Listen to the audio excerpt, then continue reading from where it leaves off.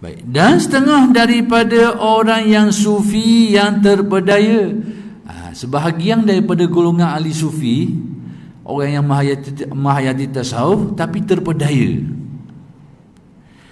iaitu orang yang belajar ilmu hakikat.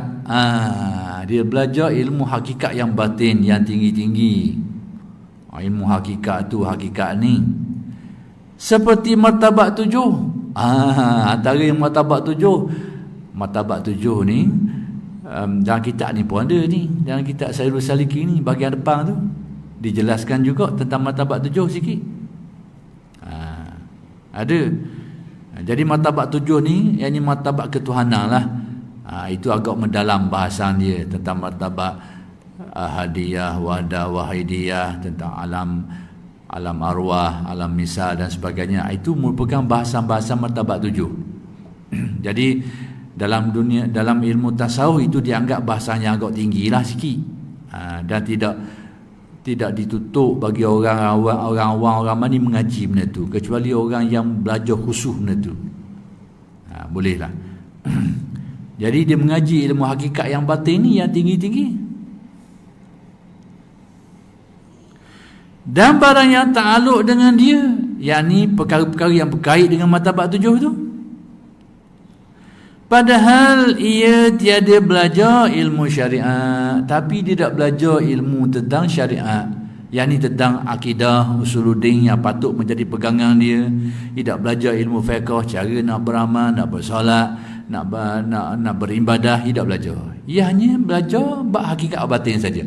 Ini juga kata Syekh Ibn Atta termasuk dari kalangan ahli sufi yang tertipu. Tiada belajar ilmu syariat, yakni ilmu usuluddin tentang akidah, tidak belajar asas-asas, paling tidak asas-asasnya. Dan ilmu fiqh, paling tidak cara nak buat ibadah. Jadi tidak belajar ilmu tu. Syariat yang zahir ni, ilmu akidah, ilmu fiqh tidak belajar, tapi dia belajar semata-mata ilmu hakikat yang batin, yang tinggi-tinggi. Ini juga kata Syekh termasuk kelompok orang yang terpedaya. Ada juga kita tengok dalam masyarakat kita ni hak mengaji begini, mengaji ilmu kitab-kitab hakikat yang tinggi, mengaji pula tu bukan siang-siang, tengah-tengah malam pukul 2 pagi. Siang-siang tak boleh nak mengajar ilmu tu.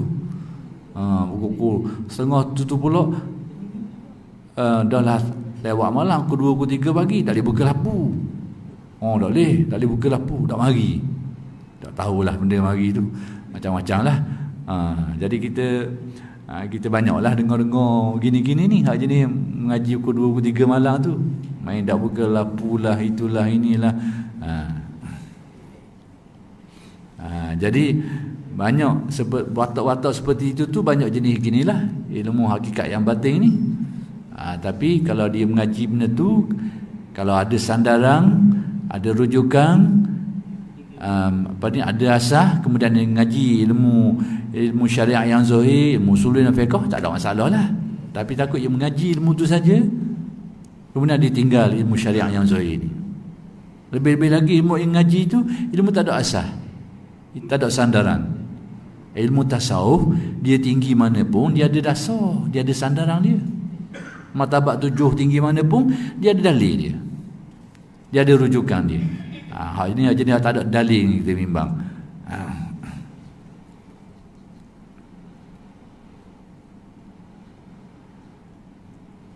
Baik, seperti kata Imam Malik radhiyallahu anhu. Jadi kata Imam Malik, man tasawwafa wa lam yatafaqah faqad tazandaqa. Artinya, dan barang siapa belajar ilmu tasawuf, maksud ilmu tasawuf ni ilmu hakikat yang batin lah, yakni ilmu tasawuf yang membicarakan akan ilmu hakikat, yakni tentang takdir Allah, tentang rahsia perbuatan Allah.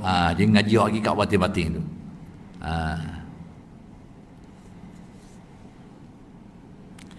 Dan tiada ia belajar ilmu fiqh, tidak belajar ilmu syariat. Fiqh di sini maksudnya ilmu syariat, iaitu ilmu akidah yang patut menjadi pegangan kepercayaan dia, ataupun ilmu fiqh, dengan mana ilmu fiqh yang berkaitan dengan hukum hakam, ibadah dan sebagainya, itu tidak mengaji. Tapi ia mengaji tentang ilmu tasawuf, yakni ilmu tasawuf tentang hakikat yang batin yang tinggi-tinggi. Dan tiada ia belajar ilmu usuluddin. Baik, kalau macam ni, sesungguhnya jadi ia zindik. Dia jadi zindik. Zindik ni apa benda? Iaitu dia tolak akhir sekali syariat tak ada pada dia. Semata-mata hakikat semuanya takdir Allah. Atas kehendak dia belaka. Zahir syariat ni tak ada. Kewajipan agama tak ada. Dia akan jadi gitu ke dia. Jadi seperti itu dinamakan zindik. Sebab apa dia dinamakan zindik? Sebab dia menafikan syariat yang zahir. Dia hanya ambil hakikat yang batin. Padahal dua-dua itu, syariat yang zahir, hakikat yang batin, daripada Allah semuanya. Daripada Al-Quran, daripada hadis. Ini yang ambil separuh.